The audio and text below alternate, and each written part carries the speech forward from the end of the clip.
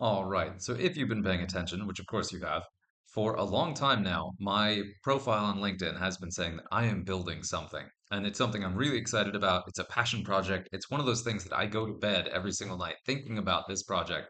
And so I want to make sure to talk about what it is. So what am I building? So long story short, the product is a website and app, but a marketplace for people to find physical products on the shelves in stores nearby them. And you can set your range. You feel like walking a mile, set that. You feel like walking 500 feet, set that. See if you find anything.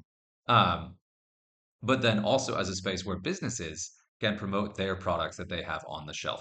Because especially around here, if you're going shop to shop, you'll see a lot of shops that have stuff on the shelves that have been there for years. And if you're looking for something specific, you can never remember which shelf where you saw a thing on. So, just kind of from a very technical approach, this would be a marketplace very much like Yelp. So, if I'm talking about a platform that has a search by location that is based on finding products, Yelp is the immediate piece that comes to mind. It's the first platform I would think of. It's the first place that makes sense for this kind of product. They did a really phenomenal job for restaurants, for local places, for having the map selector to show you where something is, and to be able to find things by location. And then Yelp also had such a good job running this platform because it's so social, it's crowdsourced. Anybody who's running around eating in their local neighborhood has a built-in incentive to say, like, hey, this restaurant just opened, I'm gonna add their Yelp page. Or a business can go in and claim their Yelp page and then drive audience retention that way. So all of it had this super fun, very satisfying, community-oriented feedback loop where it encouraged use and became a better platform because it was fun and easy to use. And that's a design philosophy that I really want to cover. Now, in addition to Yelp, talking about the kind of key product market fit here, the other 10-ton gorilla on the market, in addition to Yelp, especially specifically for brick and mortar store products, is Google Shopping. But Google Shopping is a terrible example of this product fit because I can never find anything that I need nearby same day on Google Shopping. So, for example, here in Europe, there are so many small shops and so many small grocery stores where you can find individual products, right? And so many of them have different things. So I was joking the other day that finding something the first time is challenging, and then finding that same thing twice is even more challenging. Because even if you find something, you don't always remember where it was. You don't necessarily take note of, where you got it, but then also may not take note, and they may not have the same thing next time. So mac and cheese is a great example. Like boxed, plain old-fashioned American macaroni and cheese is something that is extremely challenging to find in Europe. I found some, but I go to Google Shopping. I say, "Hey Google Shopping, can I find a store here in town that has mac and cheese?" And you can see this search result. This is even filtered for nearby, and every single top result is shipping. There is not a single in-person store on this list. I don't think any of these are actually in store. Try this one. No, in stock online. I mean, this is a joke. Like, if you're talking about finding physical products nearby you, like, I need a gift for this birthday party and the kid loves dragons, Google Shopping will not help you.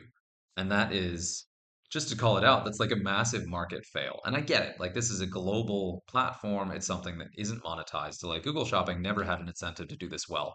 And then also, shout out to Yelp. Yelp went to market very much like Twitter, where it never had a monetization model. It was a platform to meet a need that never had a way to pay for itself, which, as the company matured in both cases, that was a challenge for both of these. So, to go ahead and talk about that. So, that's the market fit and that's the need. Another aspect of this tool is the company approach. So, if you're a person who, like, say you're a kid whose grandfather has this mom and pop shop and you want to support it, you want to help people learn about it, you could just run through the shop, use a barcode scanner built into the app, and then you could barcode scan individual items and say, like, this is what we have in store here. Or if you are the shop owner, if you have a spreadsheet or if you have any kind of inventory management software, this product would have something built in where you can easily upload that and very quickly upload everything in it and then update as things are sold or not. So this gives you an online store presence without having to have any sort of website. And it's very quick and easy to update quantity, what's there, what's in it. So you've got that customer solution where it helps customers find something they need real time nearby and can pick up. And then the business side, where it helps them actually advertise what they have in stock in an easy online spot. Yelp again met that for restaurants and service industries, but not physical products on shelves. Now, I've already talked about some of the ways you could easily get this inventory up there. I also wanted to rewind and talk about Yelp's social approach as well, because Yelp made it fun. And so that social aspect, that having friends, that putting stuff up and saying like, "Hey, I found this thing I'm really excited about," having a space in the platform for that level of excitement is going to be a really important piece because that will both make it practical because it will make sure that there is content on the tool, but also will make it fun and build engagement and keep people coming back and be a form of organic marketing that I haven't seen since Yelp's height.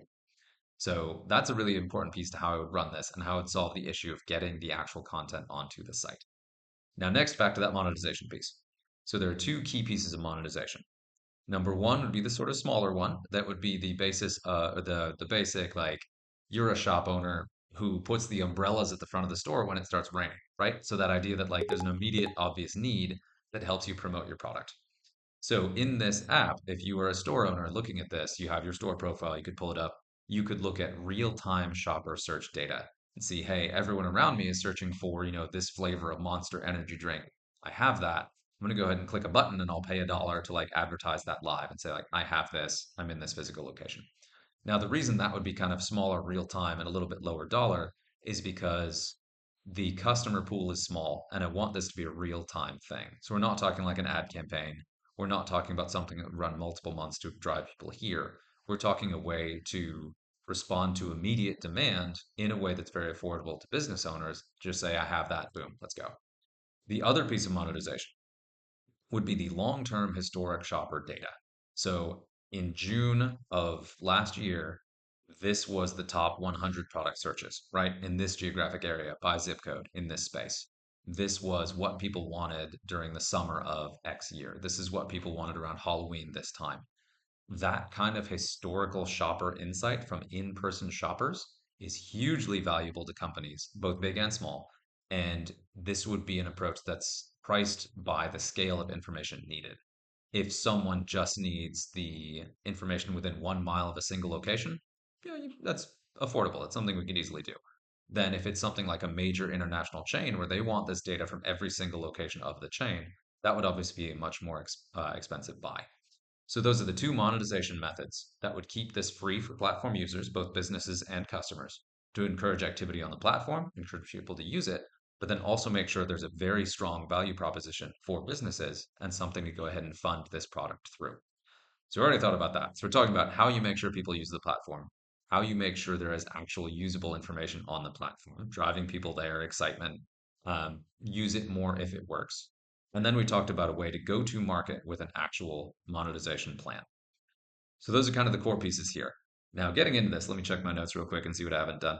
Um, so why am I personally the one to run this? And that's because this is a passion project. I opened this saying that every single night I go to bed thinking about this. I wake up in the morning thinking about this, thinking about building this, launching it, how it could work, running that community piece. I worked at Yelp. I've worked in customer success. I've worked in software as a service companies for years. I am personally connected to mobile and web development. I have the technical, social, and experience background for this. And again, passion project. I am the best person to build this because I want to build this and I want to build it long term for growth and success. And I want to start this in some of the metros I'm most connected to. So, to go ahead and jump ahead to talk about the things that I'm working on right now. So, I'm currently building a prototype. I'm actively building, I'm actively interviewing co founders to go ahead and talk to other people who may be involved, who may want to be part of my launch team. But if I were to rewind here and go ahead and say, what do I need in this moment? I don't need anything. However, if I wanted to make this my full time today, I would need to settle a co founder, find a launch city, like a place we'd want to roll this out first to go ahead and focus on for that initial growth, and then go ahead and start pitching this prototype. What I would really, really like is, of course, to talk to angel investors if there's anyone out there, or early investors who want to go ahead and talk about this. But the main thing that I'm looking for right now is customer feedback, to talk to businesses, to hear from businesses, to see, is this something that you have an active need for? Is this something you would use? And before we start building it, to have a list of people who can have input on what products they want put into it, what features they want, how they would want this to work. And to put some addendums on that real quick. So a couple things. So nobody wants a Target app. Nobody wants a Walmart app. Nobody wants a specific grocery store chain app. Nobody wants that. Every single shopper wants to be able to find the things that they want nearby them when they need them. And nobody wants to go to Google Shopping and only see the global online shopping results, or to jump to a specific company to have to go to the Target app and the Walmart app and go through all these things to search each company's individual inventory separately. You want to find your thing. So I will never ever make this for a specific branded company. This isn't going to be a Walmart product. This is going to be a Yelp where it crosses all the different products because anything less will immediately reduce the overall value of the product. And I think that hopefully that Target and Walmart have learned from their app experiences that it didn't drive the brand loyalty they were hoping for, and they ended up with a semi-functional thing rather than the investment they put into it. And then another piece too, I want to build this for long-term growth. So I'm not looking for a quick exit. I'm not looking for an extremely rapid growth like a venture capital backed where I would build this thing and then leave in 3 years. I want this to be a growing company that continues to meet this need and support more and more metros over time. Because again, there is a real value proposition here. This is a valuable product in terms of the data for businesses. It's a really valuable product because it meets a current need for individual shoppers, especially being an American who recently moved to Europe. It's really hard to find this stuff. It's like mac and cheese. I know there's a store 5 minutes down the road that sells box mac and cheese. I have found that by going to the store and physically looking at the shelf. There was nothing online anywhere that I could use to find that. So physical need, and especially here in Europe with so many smaller shops, the social element would be absolutely required to make this work. But also, there's a tremendous need to give people the resources to find the stuff they're actually looking for. Especially here in Lisbon, Portugal, there's a huge expat community. There's a lot of people moving in. There's an awesome opportunity for local businesses to sell their goods if they find a way for people to find them. And that's what I want to offer and that solution. This also is kind of a unique market that I want to base in because it's got a heavy tourist flow. So talking about that historical data, what are shoppers looking for at different times of the year? You've got your tourist catering shops can find that data for the tourist heavy times. You've got your local focus shops can look at the data outside of the tourist season and anywhere in between. You've got a lot of different ways to focus on that. And all of the tourist shops that have the same products also will have an outlet to show the things that make them unique and that make them stand out to drive traffic to their location so they're not just one of 1,000 shops offering the same thing. Now, talking about different metros, one of the reasons I'm really interviewing co-founders is, of course, that technical piece. But also to do this, there need to be a pretty significant customer community involvement piece. So I want co-founders who can be a part of that, but also co-founders will help me define which metros I start in. And I would love for this to be split between European and US metros. So that's kind of the initial approach. It's prototype, get feedback from prospective customers, and then go ahead and start marketing this in a specific metro to go ahead and take this off the ground. That's what I'm building. That's where we are.